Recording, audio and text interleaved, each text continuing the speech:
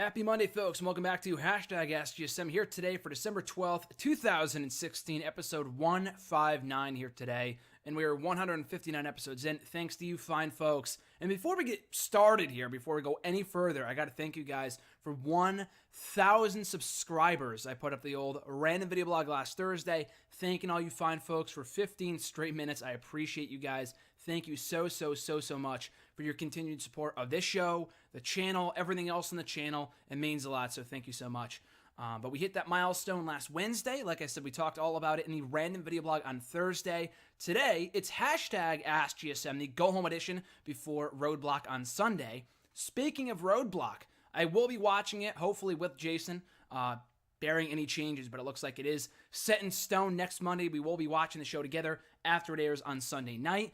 And then immediately afterwards, we will be filming Hashtag AskGSM. So Christmas, we are 13 days out from one of my favorite days of the year. But next Monday, Christmas comes early. Jason is back here in the show for the first time, I believe, since July. So it's going to be a great episode. Don't miss it.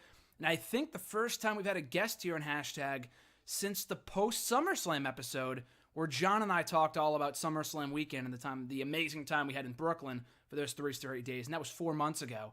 So a long overdue. We have a guest on the show next Monday in the form of Blue-Eyed Asorta, my brother Jason. Be on the lookout for that next Monday. So before we go any further here, a couple more cheap plugs. This Friday, before we even get to Monday with Jason, this Friday on Wrestle Rant Radio on nextairwrestling.net, you can check out my exclusive audio interviews with the former Ring of Honor World Champions Adam Cole and Jay Lethal, talking all about Final Battle from a couple weeks ago. I talked about it here on the show 2 weeks ago. But now the audio versions of both interviews, plus much more that we did not even get to cover in the article itself that went up on Bleacher Report a little over 2 weeks ago, it will be covered in the audio interview this coming Friday. WWE aspirations, Ring of Honor's growth, and everything else, talking Ring of Honor and their respective careers coming up Friday. Speaking of nextairwrestling.net, the 2016 WWE/NXT Year in Review Awards are still going on and will be continuing to go on. The polls are open until December 30th. So go over to nextairwrestling.net, go to Week in Review, the drop-down menu, Year in Review Awards, and vote for the Match of the Year, Wrestler of the Year, Tag Team of the Year, Women's Wrestler of the Year, Feud of the Year, WWE Network Special of the Year, and everything else, in accordance to the best and worst of 2016 for WWE and NXT. So check that out. And I believe that is everything. Wrestle Rant Radio. Oh, and I did mention this in the random video blog. Check it out, and it's 15 minutes in length, in full, from last Thursday. Hashtag AskGSM, as the news broke on that random video blog on Thursday, will be moving to Wednesdays starting the first week of 2017. So the schedule will look like this. Monday, WWE Network and Chill. Tuesday, Wrestle Rant. Wednesday, Hashtag AskGSM. Thursday, random video blog, or rather Thursday, Wrestle Rant Radio excerpts, and then Friday, random video blog. So be on the lookout for that in the first week of 2017. So we are 3 minutes in here. Let's get to what you guys came for, your amazing questions. If you want to send in a question, be sure to do so by tweeting me on the Twitter machine at WrestleRant with the hashtag AskGSM. Find me on Facebook as well at facebook.com/graham.gsm.matthews. Leave a comment on the post I usually put up on Sunday nights or in the wall itself. And be sure to leave a comment down below on this very video. I'll be sure to include your question in next week's edition. So let's get started here. Oh, and just a bit of a disclaimer. I actually recorded this exact same show. I already answered all of your questions in a previous video earlier this morning, right when I first woke up. But then after, I already made the video, I was ready to publish it or upload it anyway to YouTube. And then I thought to myself, you know what? I didn't really like the first go-around. Let's do it again. So I'm not at work right now. I am working from my dorm today, so I have more time on my hands, so I can record it twice. I don't always do this. I actually do this very, very rarely, but I wanted to re-record it, and now I'm more familiar with your questions. Hopefully this go-around is better than the first. So anyway, first question comes from Captain Sunshine from YouTube. It may be the final time Charlotte and Sasha Banks fight each other at Roadblock, probably the end of the line, maybe, at least until 2017. It's all fun and games and chanting fight forever until they really do fight forever, isn't it? Yeah, but the funny thing is that throughout all their encounters at SummerSlam, on Raw, Hell in a Cell, I have never heard one fight forever chant for Sasha and Charlotte. And that's not to say their matches aren't good, because they are. It's just that I feel like The reason I am more down on the booking of this feud as opposed to something like Kevin Owens and Sami Zayn, which always got fight forever chance in every one of their matches earlier this year, was because the booking of their feud felt long-term. They weren't booking it on the fly, and they weren't facing each other in one-on-one matches every single fucking week. They had maybe 3 one-on-one matches before the feud blew off at Battleground. I know they've had a few since, but besides that, they had that one at Payback, which was great, that match on Raw after Money in the Bank, and then the big blow-off at Battleground. So they only had 3 matches throughout the course of their feud. Sasha and Charlotte, on the other hand, had the first match on Raw back in July, the second match on Raw, the third match on Raw, in addition to their encounters at Hell in a Cell and SummerSlam. That's 5 matches, 6 including Sunday. And that's great, but again, like I said, it feels like this feud is being booked on the fly. Now, that's not really your question, but that to me is why people aren't really chanting fight forever. It's because they really do feel like they're going to fight forever. And, I mean, they can always have more match stipulations down the line. I'm not saying this is the last time ever they should face off. They could always face off down the line with the roles reversed, with Sasha as the heel and Charlotte as the babyface. They could always do that down the line. It's just for right now, I'm ready for Bayley, maybe Nia Jax, the fingers crossed debuting Emelina, or Emma, whatever the fuck her name is. I'd rather call her Emma, Evil Emma specifically, returning tonight on Raw. I'd rather see those women enter the women's title picture as opposed to doing the same match over and over and over again. And if Charlotte wins fucking again at Roadblock, I'm done. Blue-Eyed Soda, my brother Jason, his question was, your thoughts on a Sanity versus Wyatt family feud down the road, much like Shield versus Wyatt? That would be interesting. I think for the characters alone, I don't know if the matches would be as good. I don't think anything would come close to that initial encounter between the Shield and the Wyatts. At Elimination Chamber 2014, that match was fucking phenomenal. And I think the reason was because by that point, the Shield had been around for about a year and a half, from November of 2012 to the winter of 2014.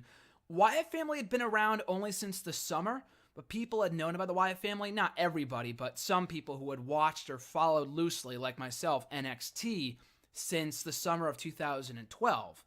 So there was a lot of excitement there surrounding the Shield and the Wyatt. The Wyatt family had actually had a longer run by that point than the Shield, which just blows my mind, considering their tenure in NXT before they came to the main roster. But the matches, I don't know if they'd be great. I think adding Big Damo, however you pronounce his name, who debuted on NXT this past week, to the mix Insanity, I think is a big addition.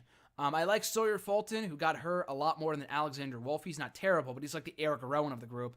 But the matches still could be good. Eric Young is not amazing. I like Eric Young. Specifically, I like him in this leader role as opposed to him just being by himself. I probably would not care. Maybe just the change in scenery is what made me more of a fan of his recently. I don't know. I just think the whole anarchist-esque role for him is just perfect for Eric Young. So I think down the road it could be cool, but I think the key would be that the Wyatt family, as opposed to the Shield and Wyatt, where the Shield were kind of the baby faces, because they turned face officially right after that feud ended, the Wyatt family would have to be the baby faces. I mean, they were due for a face turn anyway, anytime now, but they would have to be the faces in that scenario. Next question from Prince5835. His question, or 5835. Their question was, Jeff Hardy versus Umaga in a Falls Count Anywhere match is one of my favorites. Do you think more Falls Count Anywhere matches should end outside of the arena? Indeed, that was a very good match. I believe that's the match from One Night Stand Extreme Rules 2008, a day before my birthday. I wanted to go to that show, not knowing it was like fucking halfway across the country. I don't know why I thought I could go to that show. That was before I smartened up and realized, oh shit, I should probably I can only go to shows that are in like my home state or something. I don't know. I wanted to go to that show for my birthday for some reason. But anyway, that match was great, and I do like the idea of more matches like that ending outside the arena. That's why I like the Sasha Charlotte finish so much on Raw a few weeks back, was because it ended outside of the ring. And oh so often do we get Falls Count Anywhere matches that start in the ring, go outside the ring, all around the arena, which is great, but then they end in the ring too. And I know for a fact Cody Rhodes and Rey Mysterio went all around the arena, a really fun match, but it also ended in the ring. And I think, if I'm not mistaken, Randy Orton and Kane from Extreme Rules the following year in 2012 also went outside the ring throughout the arena in the annals or the bowels of whatever arena that was, and then ended in the ring. So you might as well take advantage of that stipulation and then end the match not even outside the ring like Charlotte and Sasha did, which was pretty fucking cool, But outside the arena, I thought the Swanton, although it looked staged as fuck, I mean, it was obvious they didn't actually jump off the production truck on top of Umaga. They took like 5 minutes to get a camera angle because there was a big fucking mat there, I'm sure, where Umaga was supposed to be. But still, I do definitely would love to see more matches end outside of the arena or go outside of the arena unlike recent Falls Count Anywhere matches.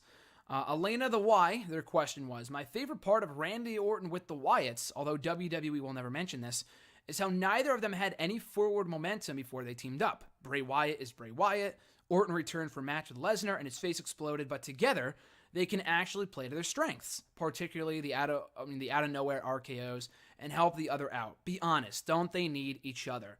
Honestly, yeah, they do. Really, at this point in time, I think Orton was doing well before he joined up with Wyatt. I mean, the feud itself was kind of a dud. The Orton and Wyatt feud I had high expectations for. They had never really faced off prior to that point. They had similar characters, similar gimmicks. But in my mind, I thought that would make for a great feud. A lot of great matches. But in reality, it made for a better tandem than it did a pair of foes. You know, I think their partnership thus far, for me anyway, has really exceeded expectations. Their matches have been really cool. The cohesiveness at Survivor Series, at TLC, on SmackDown has been really fucking great. It's led to a number of fresh matches. Bray Wyatt has never been involved in a tag team. I know with Harper and Rowan and shit, but really Wyatt on his own has never been in a tag team. It's mostly been either Strowman and Harper or Strowman and Rowan or Harper and Rowan. Never really Wyatt with Harper. I mean, I know they faced off against Brothers of Destruction at Survivor Series last year, which was a complete burial. And I hate to use the word burial or the word bury, and I never do. Anyone who listens to this show or reads my reviews knows I rarely ever use the word bury because it's such a blown out of proportion term. But really, let's be honest here. That was a complete fucking burial of the Wyatt family at Survivor Series last year at the hands of the Brothers of Destruction. I'm not blaming Taker and Kane. I'm blaming the booking of the fucking feud that it made the Wyatts look like complete pussies throughout the entire program.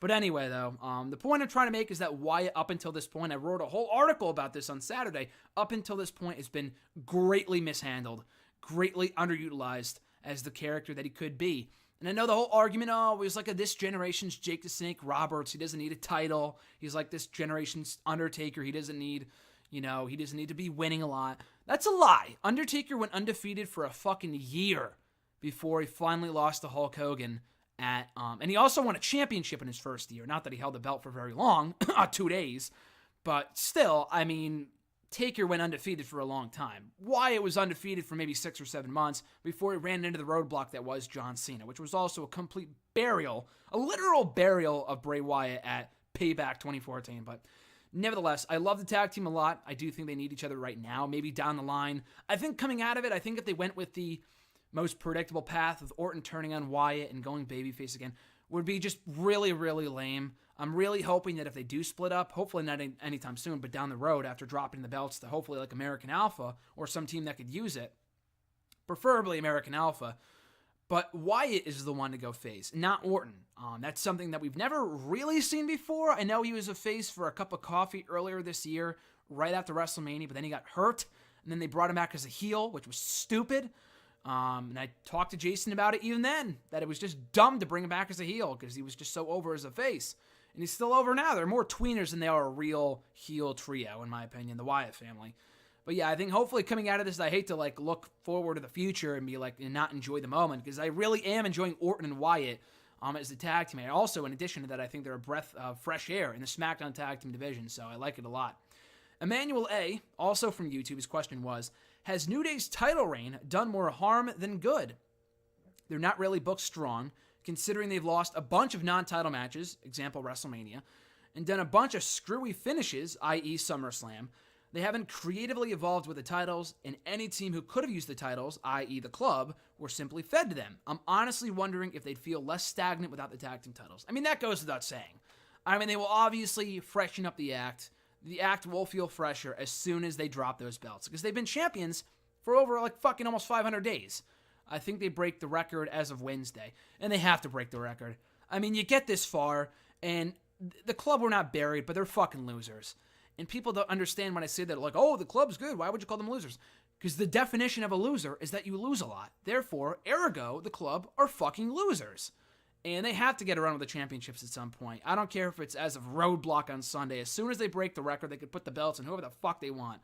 Okay, take that back. I do not want the Shining Stars or Golden Truth as champions. I'm sure someone's going to hear that and be like, oh, he wants the Shining Stars as champions. I don't. I just would like to see something, a refreshing change of pace in Raw's tag team scene. And I think that'll happen as soon as they drop the belts to another team. Now, that said, I do think the club should get the belts at some point. But with that in mind, I'm still shocked they have yet to do New Day versus Enzo and Cass. I felt like that was a real money feud waiting to happen, but they're doing the whole Cass and Enzo and Rusev thing, which we'll talk about later on towards the end. That's a whole other dilemma going on right now. So their sights are apparently not set in the tag team titles anytime soon. Enzo and Cass, that is. But yeah, I don't know if it's really done harm to the tag team scene. Maybe for a Raw, like since the brand split. And I think the Dudleys could have used the championships. Maybe the Lucha Dragons. Definitely the club. They should have won them at SummerSlam. But if they weren't going to break the record, why the fuck would they have lost at SummerSlam or at Clash of Champions or on Raw as many times as they did? They have to break the record at this point. You have to make it meaningful. It's not a matter of being better than Demolition or erasing them from history, whatever shit you want to come up with. It's a matter of just making it worthwhile. The tag team reign worthwhile. If they're not going to break the record, what a waste. There were at least 5 different opportunities they could have taken those titles off of the New Day in the past year and a half. So they have to break the record. But again, I don't want to say they did more harm than good as tag team champions. They had some pretty good matches. Like you said, they're not always booked that strong, but they're over. I mean, it's not like the Golden Truth or the Shining Stars or like Blake and Murphy were champions for like 8 months, but they were never over. Alexa Bliss was always over in that trio. Never Blake and Murphy. No one gave a shit about them. The New Day, since day one, have more or less always been over. And they're entertaining, again, more often than not. And they've sold a lot of merch. I don't know how many times I've said on this show and on Wrestle Rant Radio and all the shows that I've gone to, from TLC to SmackDown to Hell in a Cell to SummerSlam, that the New Day's merch is almost always the first merch to go. Even over John Cena's. That's how popular they are. Maybe not now compared to 6 months ago, but they still are pretty popular. Selling the shirts and the cereal, which is a big success. Otherwise, why would they have done it? You know? So I don't want to say it's done more harm than good, but I do agree I am ready for a new set of tag team champions, hopefully as early as Sunday. The first KFC also from YouTube. Thoughts on Tom Casillo? I don't know how you pronounce his last name. Leaving WWE Creative. If you didn't know, he was a huge advocate for the women. Will this affect how the women are booked going forward? So, interestingly enough, I don't think I've ever shared this story before publicly. I know I've shared it with John. That might have been it. I don't think I've ever told anyone else this. Actually, I think I have. Right after it happened, I think I shared it on Facebook or something. But beyond that, many people do not know this story. So, going back almost 3 years ago, like in January of 2014, it was the day that Caitlyn left the WWE. Remember AJ Lee's old friend, tag team partner, rival her. She left the WWE at the onset of 2014, and her and AJ were going back and forth on Twitter, like saying their goodbyes and being sad, and Big E too. And this guy, Tom Casillo, again, I apologize if I mispronounce his name, but he jumped in the conversation as well, and they were all exchanging tweets with each other, and I thought, that's interesting. And then I looked at his account, and then I realized he followed me, and I was not following him, and I'm like, that's weird. And then I looked up his name to see who he was, and he was a WWE creative writer. I'm like, a creative writer is following me. That's weird. Why he was following me, I have no idea. And he still follows me now, but why he was following me to begin with, I have no idea. Because I wasn't even following him first, and then I followed him, obviously. So then shortly thereafter, I sent him a DM asking him for tips, or I think I asked him for an interview, which is a dumb thing to say because he's working for WWE. Obviously, he won't do an interview. But I at least asked him, at the very least, for a couple tips for a guy trying to get into WWE. Not specifically creative, but just trying to write for WWE, period. And he gave me a lot of awesome tips. He's a genuinely cool dude. And like I said, he still follows me to this day. I said I wished him well in all that he does in the future a couple days ago on Sunday, I think, just yesterday. But yeah, he's a cool dude. And then I saw over the weekend, this past weekend, that he left, and I was kind of sad about that. And I did not know he was a huge advocate for the women until he said so on his Twitter. So if you're looking for the full reason as to why he left, he didn't leave on his own. They didn't really fire him. It was more a matter of, as he said, and this sounds like it's the truth, they eliminated his position. So they really had no use for him anymore, so they let him go. He doesn't really seem all that distraught over it. He thanks the company for their time. Vince, Stephanie, all the McMahons, despite their eccentricities, as he said. Word for word, I'm not lying. Check out his tweets. But he really explained the whole thing in full on his Twitter. So be sure to check it out. I forgot what his exact Twitter handle is, at Tom Casilio, whatever it is. But yeah, I did not know he was a huge advocate for the women until I saw that. Now, that being said, to answer the second part of your question, he said this himself. He addressed this issue himself when people asked, oh my God, the biggest advocate for the women is gone. The women are going to go back to being shit, back to 3-minute matches. He said himself, yes, I was a big advocate for the women, but that does not at all mean that the women will go back to what they once were, to what the division once was. We're not going to go back to 3-minute matches. We're not going to go back to bras and panties matches, God forbid. The women really created that change. He said so himself, and I thought that was a really classy response and a classy departure from Tom, so I thought that was great. So no, to give you a short answer, the long and short of it is that the women will not be booked any differently going forward. He's only one guy. And he was a big advocate for the women, but he was not solely responsible for the change in the women's revolution, whatever they want to call it, whatever that buzzword is this week.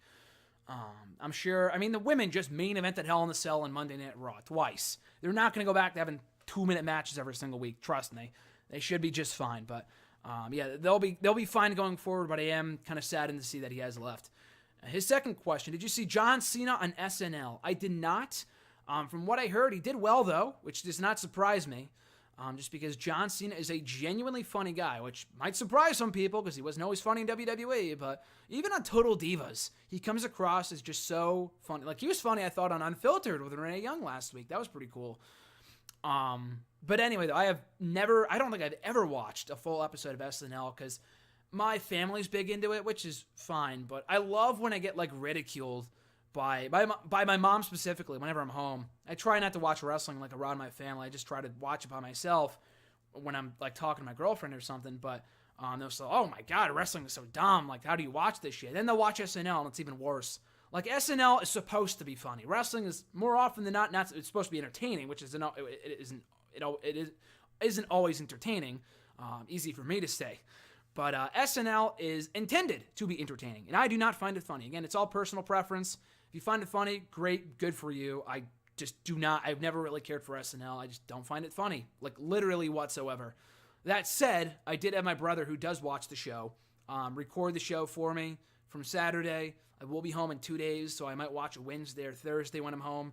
At least fast forward through everything else but his segments to see how he did. I can always watch it on YouTube too, I guess, but I'm really just genuinely interested to see how Cena did. But I heard he did well, though, which, again, like I said, does not surprise me at all. Brandon A., who sent this in last week, so I apologize to Brandon for not getting to this sooner. I did not see it up until he directed me to this question this past week. But his question was, I have been a wrestling fan since 1999, but have never been to a wrestling show, unfortunately, due to finances. If I ever do actually have the opportunity to go, I want to make sure it is worth it. My questions are based on this. How much do you actually see if you are in the arena as opposed to on TV? You see pretty much everything. I mean, I guess it depends where you're sitting, but you get to see the full entrances. Like when people get the jobber entrance, you'll see that. You'll get a couple dark matches. You see quite a bit more on, in the arena than you do on TV. Sometimes they'll like end the segment, like a main event segment. Like I remember I went to Raw back in 2013, and John Cena AA'd Ryback at the end of it. I'm thinking, oh great, what a way to end the show. That's awful. But then I found out later when Ryback first attacked Cena before Cena retaliated, that was when the show actually went off the air. The second part with Cena retaliating and getting his, Ryback getting his comeuppance at the hands of Cena did not make the air. So you'll see stuff like that, and it's pretty cool. The second part of his question, would I still be able to see from the nosebleed section? You would. Again, it depends on the arena. Like we've gone to RJ and I, the TD Garden a bunch of times. He's gone way more than me.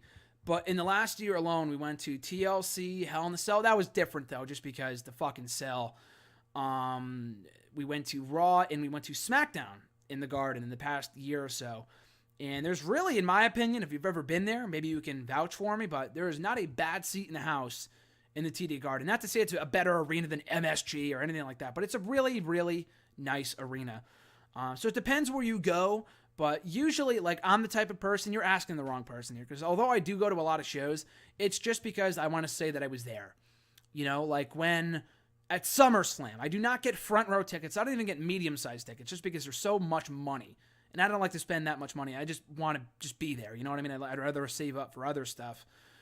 Just being there is enough for me, and I could see just fine. If anything, it makes for better pictures when you're up above. Not too high up. Like WrestleMania is different, but even then I'd get nosebleed seats just to say I went to WrestleMania. But yeah, you could still see, like I said, depends on the arena. Next part of his question, do they show what is happening on the Titantrons or scoreboards? Because I do not see that on TV or pay-per-view anymore. You know what? That's a great question, because I don't think they do. We went to Hell in a Cell, and they had shit going up on the scoreboards up top, but you couldn't fucking see anything. There's fucking banners blocking our view, so you couldn't see shit. In the Titantrons, they do not. I think they might have like a part of the show, but now that they have the big HD, like the horizontal set, they don't do that anymore, which kind of sucks. I mean, the sets are nice. And not only, I know Jason asked me a couple months ago, or a couple weeks ago here in the show, that am I distraught about the lack of Titantrons anymore, like on the Titantron on the stage. And I said, yeah, I mean, it was a cool nostalgia thing. But even worse yet, it's worse they got rid of that just because you can't see shit if you have a bad seat. You know what I mean? And someone's blocking your view or something like that. So I don't think they do anymore. It depends on the arena, but the Titantrons, I don't know about the scoreboards, might depend on where you are. But for the Titantrons, from what I understand, they do not do that anymore, which kind of sucks. Next part of his question. Do longer shows tire you out, or are people generally wide awake even if it's a quiet crowd? I mean, you are tired out. I mean, for a Raw, it's like a 3.5, 4 hour experience. SummerSlam was a marathon. From a 2.5 hour, 2 hour pre-show and a 4 hour pay-per-view. In addition to all the time it took for us to get there, it was a long day. SummerSlam was a long day. But it's fun. I mean, again, I'm the type of person that if you enjoy what you're watching, get caught up in the moment, and just try to have a fun time, you'll be exhausted, but you won't be like fucking sleeping. You know what I mean? Again, it depends on who you are. I would never leave a wrestling show early. Like, even if it meant to get my ride or something, which has happened before, I've stayed later. I mean, not wrestling show, like if I left indie shows early just to catch a train or something, but like a pay-per-view, like a SummerSlam or a Raw, I would never leave early. Unless it's a dark match, which John and I did have to do a couple months ago just because we had to catch a train or a subway or something, whatever. But anyway, yeah, so they do tire you out, but it's always a fun time. And last question of his, any other advice that you would have about seeing shows or what goes on at shows? Just dark matches. You got to make sure you get a good seat. Again, nosebleeds for me are just fine, just being there. I'm just that guy that appreciates being there and appreciates the moment, just having witnessed the show, not getting front row seats. I think I've been not front row, but in like the first few sections, maybe once or twice ever. In like the near 3 dozen shows I've been to in my lifetime, I've only been like near the front maybe twice. And I didn't even buy the tickets. I got them for like Christmas or my birthday or report card or something years ago. Anyway, though, so yeah, just get a good seat. And one thing that you cannot plan on is a smarky section. Now, there are sections that will be quiet, like really, really quiet and won't react to anything, which to me is, I mean, to each their own, but you paid so much money to be there, you might as well be loud. It's a fucking wrestling show. It's not an opera. Be loud, be active, get involved, you know? I'm not going to say it's a bad thing to be quiet. What's worse is when you get a group of assholes in your section, which has happened more often than not. Ask RJ at SummerSlam, or rather NXT in Boston last month. We had the smarkiest group of assholes behind us that would not shut the fuck up. And if you get alcohol in their system, they're even worse, which I think is largely what contributed to that. That was not fun. I mean, the whole show is great, but the group of smarky assholes behind us was just obnoxious. I mean, there's a difference between being loud and then saying shit that's just fucking annoying. Remember that like group of guys years ago, the night that Bray Wyatt debuted, that were chanting, Husky Harris? Like, assholes like that. Like, who fucking cares? Like, who do you think you're smarter than? We all know his name is Husky Harris. Don't be a wise ass. You're not funny. Who are you trying to impress? Like, your college roommate next to you? Like, shut the fuck up. Other than that, and you can't plan for that. It's not going to say when you're buying your ticket on Ticketmaster, warning, group of smarky assholes behind you, don't sit here. Like, it's not going to say that, obviously. You'll find out when you get there. And even then, you just got to try to enjoy the show. I know John, when we went to SummerSlam months ago, was really annoyed with all the chants for how the Universal Championship sucked. The design of the belt sucked, which it did. But people got carried away, and it overshadowed the match between Finn Balor and Seth Rollins. John was really mad about that. and he was not fine until after we left the show. And I'm thinking to myself, I can't be down like that. I can't feel down. We're at SummerSlam. It's like a once-in-a-lifetime opportunity. You got to try to enjoy the moment as much as you can, despite what's going on around you. Even if it's a bad show, you got to enjoy the experience. That is my key pieces of advice to you in going to a WWE or just a wrestling show in general. Second question of his, favorite Christmas movie? I like this question a lot. Like I said, I'm a huge Christmas mark. So there's a lot of good Christmas movies out there. I know this weekend we watched on Netflix. I was going to watch it anyway, but I watched it with my girlfriend, my roommate, and I watched myself, obviously. The I Am Santa Claus documentary, which Mick Foley did back in 2014. I only watched it once before this weekend. Watch it again this weekend. Really good. Only about 90 minutes. It's like a documentary on like mall Santas and the lives they lead outside of the mall and outside of portraying Santa and in portraying Santa. Stuff like that. It's pretty good. Enjoy that. I actually saw, it's not my favorite Christmas movie, but we went to the movies on Friday to see Office Christmas Party, and that was fucking hilarious. So check that out. If you're a Christmas guy, Christmas girl, you love the holiday, and you're in for a good laugh, like after finals or after like work's done or something, out for break, out for the holidays, whatever, go see that movie. It's really, really funny. But favorite Christmas movies, Elf is obviously up there, but my top two are, number one is undoubtedly The Grinch, the live action film, which might come as a surprise to some people. Never been a big Christmas Story guy. Never really been a big Christmas Story guy. I'll watch it like at my uncle's house. We go there every Christmas Eve, and he always has it on TBS or AMC. I think it's TBS that does the whole 24-hour marathon.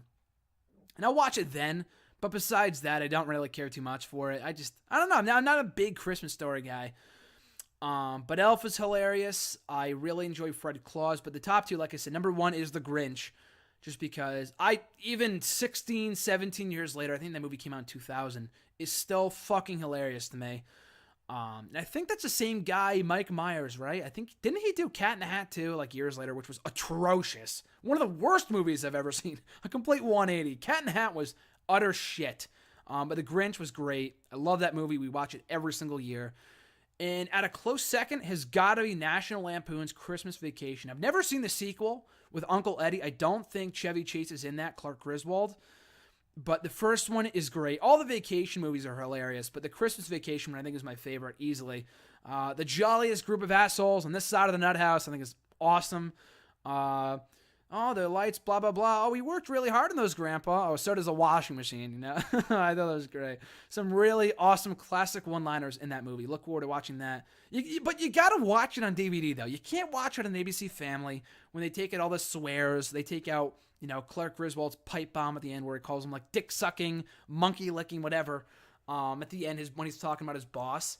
That whole shit is fucking great. That movie is hilarious. So you got to watch it on DVD or on demand when they do have the swears in there. You cannot watch it on ABC Family or on TV because they'll take out the swears. But anyway, though, my top two my favorite Christmas movies are, as I said, The Grinch, How the Grinch Stole Christmas, the live-action version. The cartoon's good too, but I love the live-action version, as well as Christmas Vacation. Chris M. from Facebook, I know at PerfectPlex22 asked a similar question, so I'll group those two questions into one.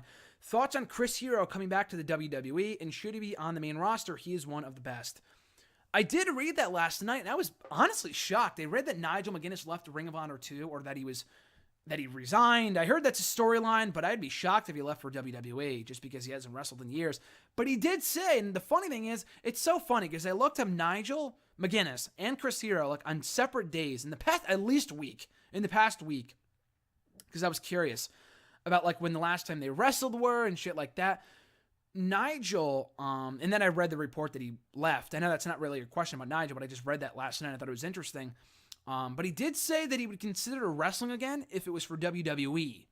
So maybe there's an offer on the table. I doubt it. If they really want to load up NXT, then maybe. I doubt it, though. I think they missed their window years ago. With Hero, I'm even more surprised by.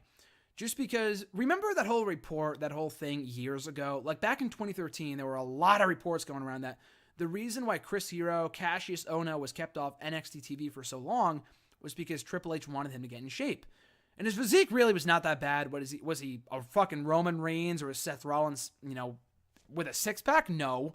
But he looked like a little bit less in shape CM Punk. And CM Punk did not have the greatest physique of all time.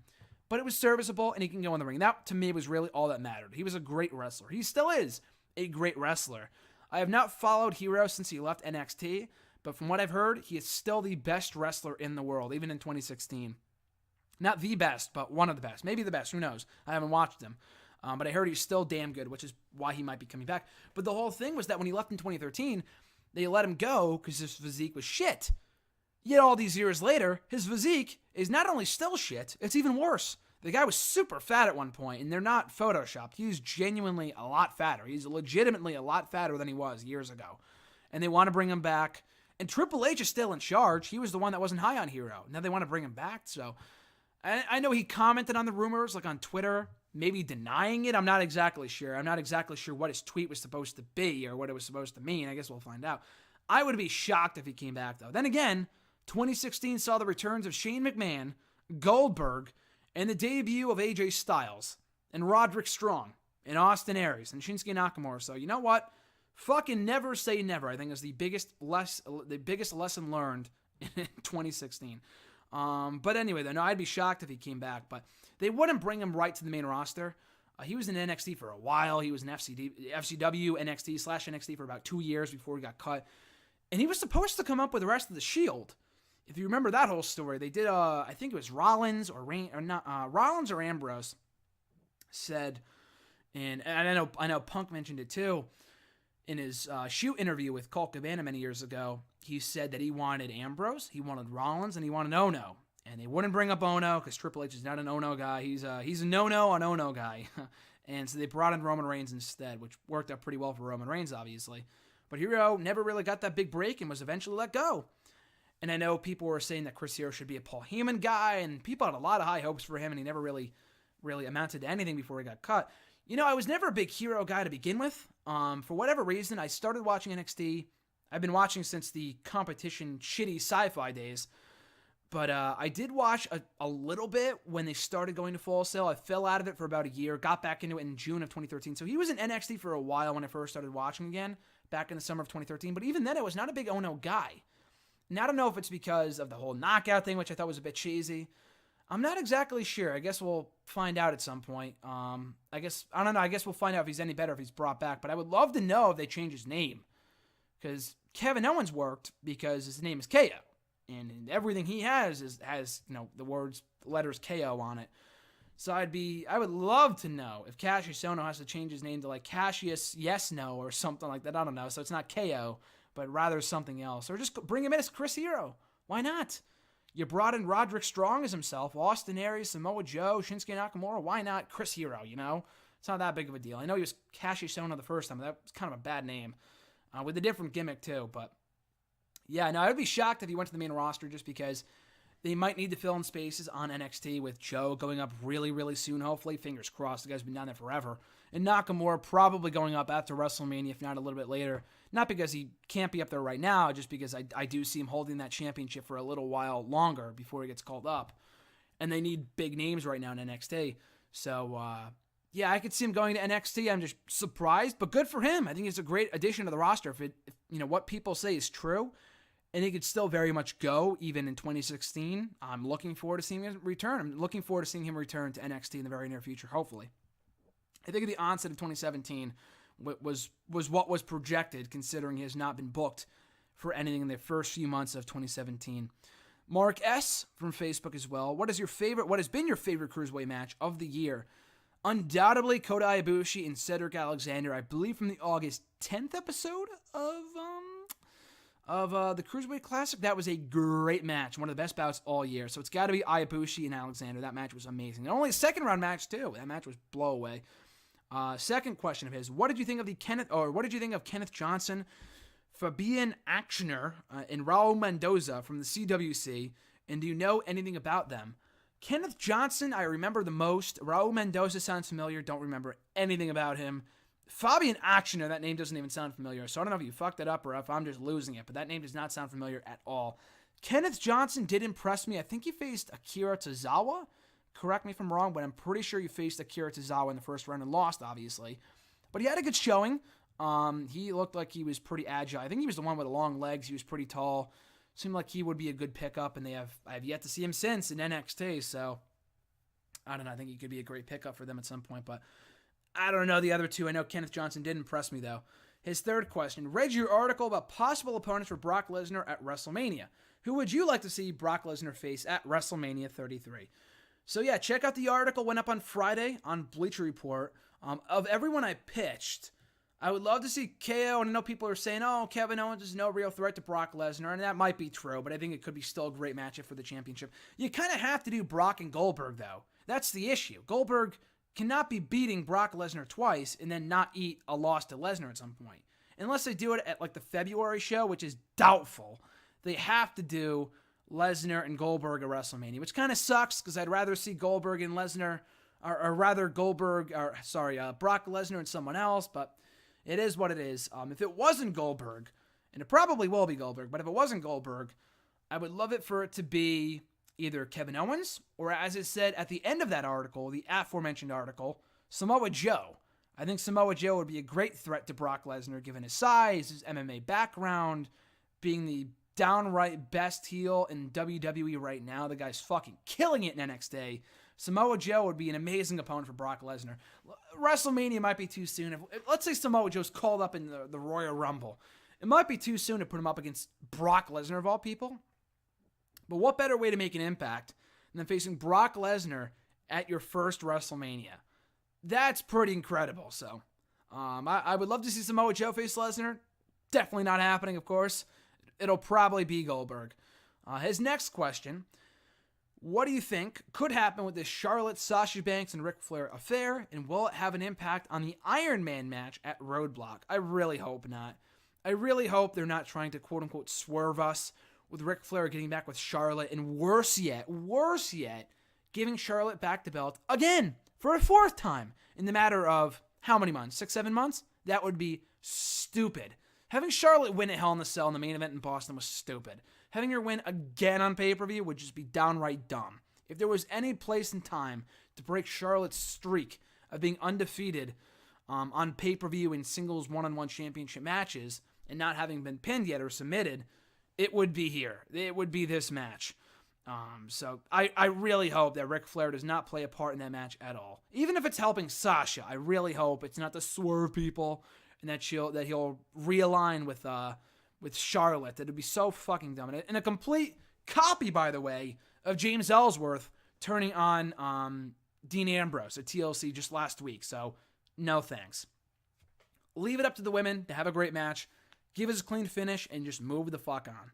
Speaking of which, from @E13A, what should main event Roadblock end of the line? Also, how do you feel about the name and the subtitle of the pay-per-view?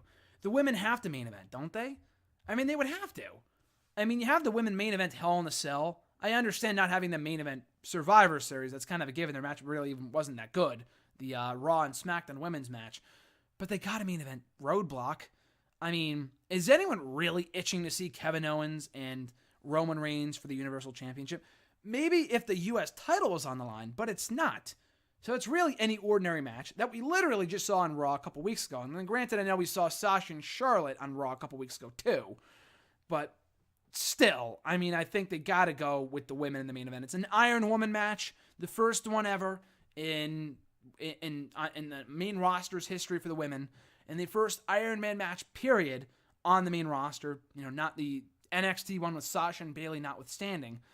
The first one in over 7 years since John Cena and Randy Orton from Bragging Rights 2009.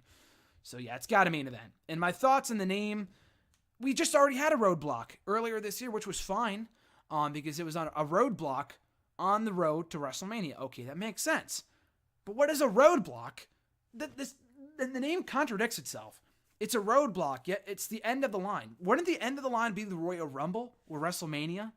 A roadblock does not mean... It just makes no sense. Why not just bring back Armageddon? Armageddon, end of the line, sounds so much better. Just call it Armageddon. And nothing's worse than the wrestlers saying, well, I'll see you at Roadblock, end of the line. Like, that's so stupid. It's downright dumb. So, yeah, and the name doesn't bother me that much, but it's like, it just makes no sense. And I wish they would have just brought back Armageddon or something. That would have made a lot more sense than Roadblock. Roadblock to fucking what? Next question. From @ShawMarkistic.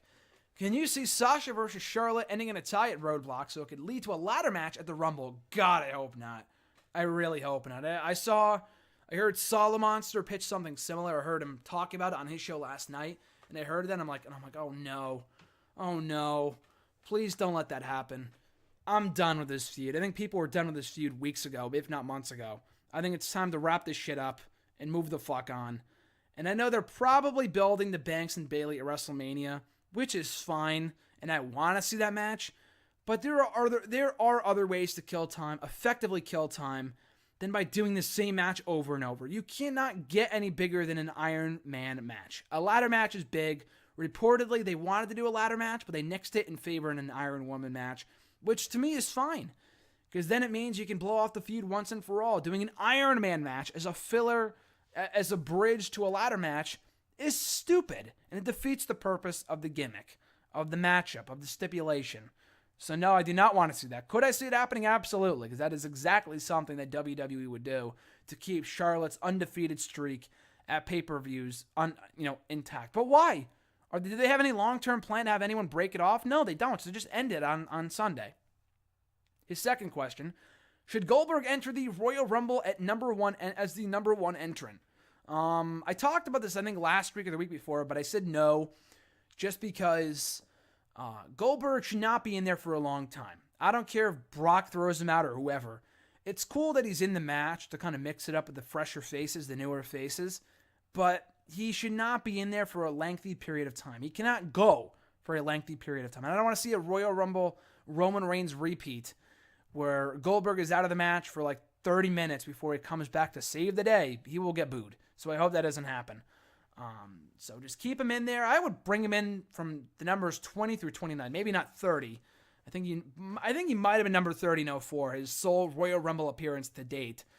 But yeah, I would definitely have him come in a little bit later on, and then have Brock Lesnar take him out and have him mix it up with the talent of tomorrow before getting tossed. He should not be in there for a long time, and he is one of the bigger names, one of the more likely candidates to win the Rumble. So he should be in there towards the end and not tossed out early. Next question. Since New Day is probably retaining this Monday on Raw, who can they defend the titles against at Roadblock? That's a good question. I don't know. They should retain tonight. If they don't, again, what a waste. What, do we do New Day and the Club again for the millionth time? Or New Day and Cesaro and Sheamus again? Probably Cesaro and Sheamus, so they can finally win the belts on Sunday. That's where I imagine they're going with this, but I'm not exactly sure.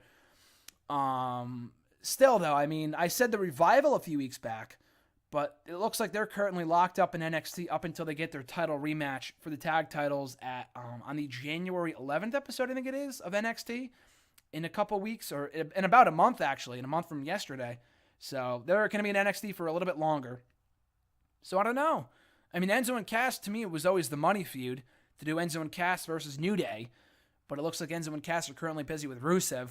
God forbid, but I don't know. It'll probably be Cesaro and Sheamus, but I would love for it to be Enzo and Cass, but at this point it would make no sense because they've been busy with Rusev for so long. His next question, who do you want to see challenge The Miz next for the Intercontinental Championship? I mean, really, who is there? I think Miz and Ambrose would be an entertaining feud. We kind of saw that on Tuesday with Ambrose losing to The Miz in his pursuit of the Intercontinental Championship after interference from James Ellsworth, obviously. I like the idea of a James Ellsworth, or rather a Miz and Ambrose feud over an Ellsworth-Ambrose feud again, or whatever. Not again, really, but just let Ellsworth go or something. I just don't care anymore, if I ever really care to begin with. But yeah, I'd rather see Ambrose and Miz. Does not look like that's the direction they're going in, but it would be nice. Kalisto, Miz has already beaten him too, but that would be a nice little feud. I know Kalisto doesn't have much momentum right now. He's been looking good in the matches with Baron Corbin, but he's been losing a lot recently. So I don't know how much of a chance he would have in beating The Miz for the belt. I still say Shelton Benjamin should be the long-term plan for Miz to not drop the belt to per se, but at least feud for the Intercontinental Championship. He's already beaten Apollo Crews too. Jack Swagger's not even on TV, so that'd be a joke too. But yeah, no, I would have it be Benjamin. I don't know when he's cleared to compete, when he's going to be cleared to return to the ring. I think he only had surgery maybe in September, and so he might be back by January. A Royal Rumble appearance would be cool. I don't think Miz needs to embark or really get engaged in another full-fledged feud for his belt up until the Rumble. He can be in the Rumble match. Benjamin comes back, tosses him out, just like that.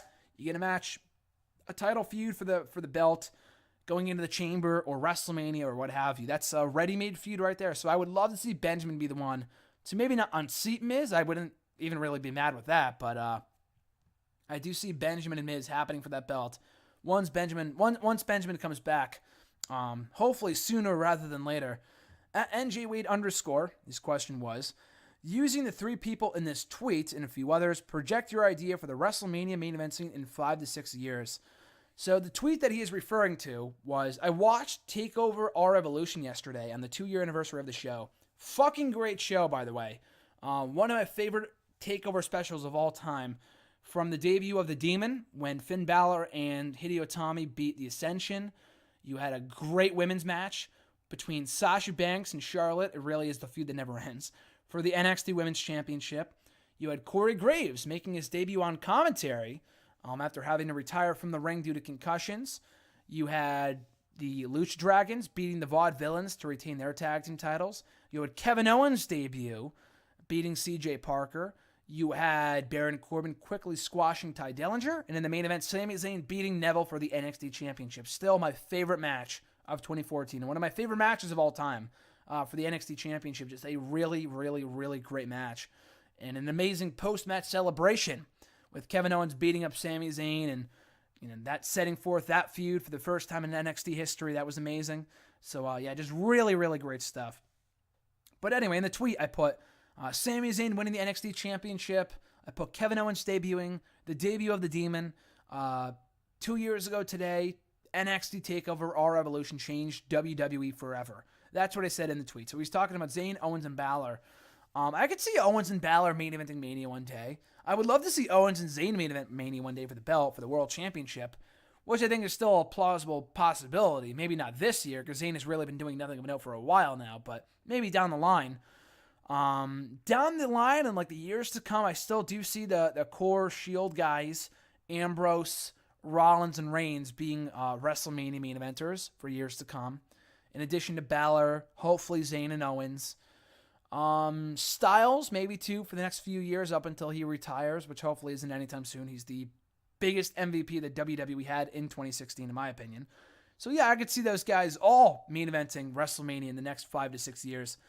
Mr. Singleton 16, his question was, what are your favorite pay-per-view theme songs? Now, I can't say of all time. I like a lot of pay-per-view theme songs. Like 3/4 of my iPod are pay-per-view theme songs from the past 10 years or so. But this year alone, I will say, the Rumble theme, we didn't have a theme for the Rumble this year. Don't remember what the theme was for Fastlane. WrestleMania had a few, but I did like My House by Flo Rida. Flo Rida has really grown on me. I thought that was a good song. For Payback, don't remember what the song was.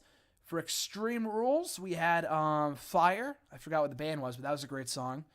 For Money in the Bank is always the same song, the old Donald Trump theme song that he used to use when he was in WWE, and also used when he traded Raw back to Vince McMahon back in 2009. If you remember that, before he long became the United States president. For Battleground, we had Feel Invincible by Skillet, which was downright my favorite pay-per-view theme of 2016. Amazing song. I liked that song well before they announced it as the theme for Battleground. I liked it like 2 months in advance, so really, really good song. For SummerSlam, I enjoyed the Flo Rida song they used for that show. Clash of Champions had a good song. Backlash had a good song. No Mercy, Hell in the Cell, that Airborne song. Breaking Out of Hell for Hell in the Cell was really good. Survivor Series, I wasn't a huge fan of that theme song. TLC, which was Ready for War by Adelita Sway, great band. Interviewed the main head singer, also here on the channel, cheap plug. Great song. And also for Roadblock on Sunday, we have A Different Kind of Dynamite by Thousand Foot Crutch, another great band. So a lot of good pay-per-view themes this year. I think a lot better pay-per-view themes this year than recent years, in my opinion. But I'd have to go with Feel Invincible as my favorite pay-per-view theme of 2016. Just a great song in general.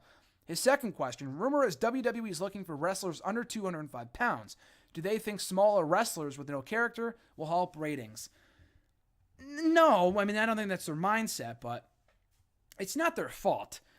it's not like Tony Nese and Drew Gulak are coming into the company without a character. That's they kind of are, but WWE is not putting in the time and effort to make people care about these guys.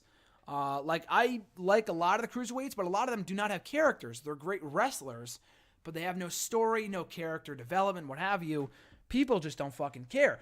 No, I think it's a pretty dumb thing to say that all cruiserweights or anyone under 205 pounds will not draw ratings or make a difference or, not be a big star. I mean, look no further than Finn Balor. The guy's 192 pounds, and he became Universal Champion in only his second or third match on the main roster. Okay? At SummerSlam, no less. Within a month of his debut. So, that's not really accurate. To say that all cruiserweights or anyone weighing under 205 pounds won't be a draw or help ratings. I think Balor is a big star. AJ Styles is no cruiserweight, but he is pretty much on the smaller side. Again, like I said earlier, the biggest MVP for WWE in 2016. So, there will be some guys that won't make a difference rating-wise, but just because they have no character doesn't mean that they're gonna fail. They might, they should have characters, but they're great talents, and WWE just needs to do something with them and make people give a shit about these guys. Next question from @BigBird432 from Twitter. Do you feel at this point WWE are putting Sasha and Charlotte in stipulation matches to say they made history? Not only that, but I feel like it would be ridiculous if they did not put them in an Iron Woman match, Iron Man match, whatever, at Roadblock, coming off of Hell in the Cell matches and Falls Count Anywhere and all this other stuff. They needed a stipulation match at Roadblock. They needed a stip match. How could you not do a stip match coming off Hell in the Cell and Falls Count Anywhere? In the main events of the respective pay-per-view and Raw, no less. They have to main event Roadblock, and it had to be a stip match. And I'm hoping this is going to be the be-all, end-all of this feud for now. And when I say for now, I'm talking about like years down the line. They can reignite the rivalry if they want to. Not in the next couple months. So, I think that's part of it, just to say, we made history, the first ever women's main roster Iron Man match. But at the same time, I do think a big part of it is the fact that they needed a stipulation. After the many times that they have faced off in standard singles matches, they needed a stipulation for this big match. Second question of his, I think this is from @RebornAgain. I think I put them from @BigBird432 by accident, but I'm pretty sure they're from @RebornAgain. From John, will the rumored 18 pay-per-views plus 4 or 5 takeover events in 2017 cause even more dissolution of the WWE product? Of course. I think less is more. I've always said that. Anyone who has ever read my reviews for years on end knows that my motto is less is more. So I think more pay-per-views is just a bad idea. At the same time, I'm going to continue watching. We had a great convo, Tom and I, with one of his coworkers a few weeks back, talking about how, and he's not a wrestling fan, Tom is, but his coworker is not. But he made a great point that WWE does this because they make all of their shows feel must-see. That if you feel like you missed one show, you miss everything. Because everything ties back in together. With the exception of like main event, every other show matters. Like SmackDown, Raw, 205 Live, NXT, they all tie back together. And if you miss one thing, you miss everything. Which is why a lot of people feel like they cannot miss a show. If you don't give a shit, you don't give a shit and you won't watch. But with people like me, not that I'm exhausted or I'm tired out, I will always watch the shows through and through. I will not skip over anything, maybe other than the entrances. But other than that, I will watch the shows through and through, start to finish. But it does dilute the product, absolutely. It's a huge oversaturation of the market. I know Noah asked a similar question many weeks ago, I think maybe a month or two ago, about the numerous pay-per-views this company puts on. And really nothing has changed. We have way too many shows. We had way too many shows before with one pay-per-view a month. I think they could go back to that formula, that schedule, and doing a Raw pay-per-view in May, a SmackDown pay-per-view in July, and so on and so forth, and not doing 2 a fucking month. That's just way too much. Next question of @RebornAgains. Do you prefer shows like Storytime, Ride Along, and the older content on the WWE Network, and why? So I have it a choice. If WWE asked me, okay, so we can either give you Ride Along, Storytime, and the other original programs, or the older content, what would you choose? Any day of the week, twice on Sundays, I'd go with the older content. As you guys know, without the older content on there, I think that really is the selling point for a lot of people. They can watch the old Raws they grew up on. They can watch the old pay-per-views they missed as a kid. That's what I do. That's why I love watching old pay-per-views that I've never seen before. It informs me as a viewer as opposed to just reading the results. It really helps me relive that time in wrestling. And even more so than that, watching old pay-per-views I haven't seen in years, I think is even more fun for me anyway. I love doing that, and I love rewatching pay-per-views I haven't seen. Like pay-per-views I was a fan for, but I never actually saw, if that makes sense. Over the Limit 2010. I was a fan during that point, but I never bought the pay-per-view. I had never seen the show up until earlier this year, So I love doing stuff like that. But yeah, I do think the older content is the biggest draw for anyone, I think, and the pay-per-views, obviously. The new pay-per-views at only $10 a month is an absolute steal, is a big drawing point of the network. Take that away, and just there's not a lot there. The original content is good. I enjoy it. I watch it all, but the older content is what I mostly subscribe for. At Swagzio, thoughts on Roman, or without the older content, there would be no Wrestle Rant, period. At Swagzio, his question was, thoughts on Roman Reigns versus Braun Strowman for the WWE Universal Championship at WrestleMania? God, no. That would be awful. Strowman and Lesnar at some point, I would be intrigued in seeing. That could be not a great wrestling match, but Strowman has been built up to mean something. Roman and Strowman, for whatever reason, just does not do it for me. I know we had Roman and Strowman about a year ago on Raw, and it fucking sucked. One of the worst Raw matches all year. And at WrestleMania, it would be no better. I know I shit on the idea of Strowman and Lesnar earlier this year, but that was before Strowman broke out as a dominant heel he is now. Now, Roman Reigns is different than Brock Lesnar, and that I feel like Roman would probably win when he shouldn't. Lesnar I could see winning as he should. Strowman losing to Roman is a lot more likely than Strowman beating Lesnar or whatever else. It's a lot more tolerable than Roman beating Braun Strowman. He being the one to beat Braun Strowman makes just very little sense to me, which is why they'll probably do it. And the match would suck, and I just do not want to see that match for the Universal Championship. Reigns should be as far away from that title as humanly possible right now. And he's not, unfortunately. But yeah, Reigns and Strowman right now anyway, no thanks. At the Perfect, I already answered his question.